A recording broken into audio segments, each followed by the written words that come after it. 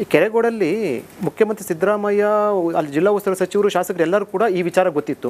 ನಿಮ್ಮ ಅನುಮಾನ ಇದೆ ಅಲ್ಲಿ ಏನಾದರೂ ಕೂಡ ಕುಮಾರಸ್ವಾಮಿಗೆ ಅಂದರೆ ಗೊತ್ತಿದ್ದು ಕೂಡ ಉದ್ದೇಶಪೂರ್ವಕವಾಗಿ ಈ ಸರ್ಕಾರದ ನಡವಳಿಕೆಗಳು, ಈ ಸರ್ಕಾರದಲ್ಲಿ ಸರ್ಕಾರ ಬಂದ ನಂತರ ಬರೀ ಯಾವುದೋ ಕೆರಗೋಡು ಒಂದೇ ಅಲ್ಲ, ಯಾರು ಆ ಒಂದು ಪಕ್ಷದ ಅಭ್ಯರ್ಥಿಗಳ ಪರವಾಗಿ ಆ ವಿರೋಧವಾಗಿ ಚುನಾವಣೆಗಳು ನಡೆಸಿದ್ದಾರೆ ಅವರುಗಳ ಮೇಲೆ ಸುಳ್ಳು ದಾಖಲೆಗಳನ್ನು ಸೃಷ್ಟಿ ಮಾಡಿ ಅವ್ರನ್ನ ದಿನ FIR ಹಾಕಿ ಕೋರ್ಟು ಕಚೇರಿಗೆ ಅಲಿಸ್ತಕ್ಕಂಥ ವಾತಾವರಣವನ್ನು ಈ ಕಾಂಗ್ರೆಸ್ ಪಕ್ಷ ಬಂದ ನಂತರ ಇಡೀ ರಾಜ್ಯದಲ್ಲಿ ಪ್ರಾರಂಭ ಆಗಿದೆ.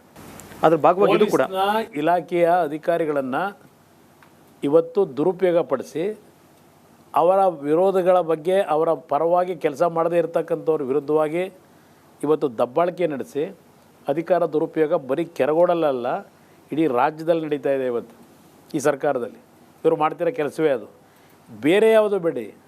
ಮೊನ್ನೆ ಹೈಕೋರ್ಟಲ್ಲಿ ಏನು ಹೇಳಿದ್ದಾರೆ, ಬಹುಶಃ ಇವತ್ತು ಪತ್ರಿಕೆಯಲ್ಲಿ ಬಂದಿರಬೇಕು, ಚೀಮಾರಿ ಹಾಕಿದ್ದಾರೆ, ನಿಮ್ಮ ಸರ್ಕಾರಿ ಅಧಿಕಾರಿಗಳು ನಿಮಗೆ ಗುಲಾಮರ ಅಂತ ಹೇಳಿ.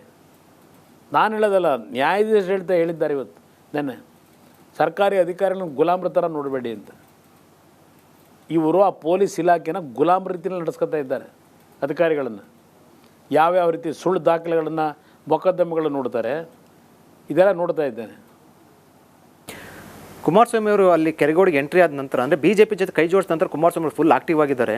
ಮುಂದೆ ನೋಡಿ BJP ಜೊತೆ ಕೈ ಜೋಡಿಸಿದ್ದಾರೆ, ಯಾರು ನುಂಗ್ತಾರೆ, DK ಶಿವಕುಮಾರ್ ಹೇಳೋಂಥದ್ದು. ಈಗ ಅದು ಎಂಥದೋ ಒಂದು ಹಾಡೇ ಇದೆಯಲ್ಲ ಬ್ರದರ್, ಕೊಡಗಾನ ಕೋಳಿ ನುಂಗಿದ್ದ ಅಂತ ಹೇಳಿ. ಇಲ್ಲಿ ಈ ಕಾಂಗ್ರೆಸ್ನವ್ರು ಸವಾಸ ಮಾಡಿ ನಮ್ಮ ಪಕ್ಷ ನುಂಗ್ಲಿಕ್ಕೆ ಹೊರಟಾರ. ಅವರು ಮೊದಲು ಇವ್ರ ಜೊತೆ ಬಿ ಟೀಮು ಅಂತ ನಮ್ಮನ್ನು ಪ್ರತಿನಿತ್ಯ ಹೇಳಿಸಿ ಕೊನೆಗೆ ಚುನಾವಣೆಯಲ್ಲಿ ಸೋತು ನಮ್ಮ ಮನೆ ಬಾಗಿಲಿಗೆ ಬಂದರು. ನಿಮಗೇನೋ ಶಕ್ತಿ ತುಂಬಿಡ್ತೀವಿ ಬನ್ನಿ ಅಂತೇಳಿ ನಮ್ಮನ್ನು ಕರ್ಕೊಂಡು ಈ ಪಕ್ಷ ನುಂಗಾಕ್ಲಿಕ್ಕೆ ಹೋಗಿದ್ದಾರೆ. ಯಾರು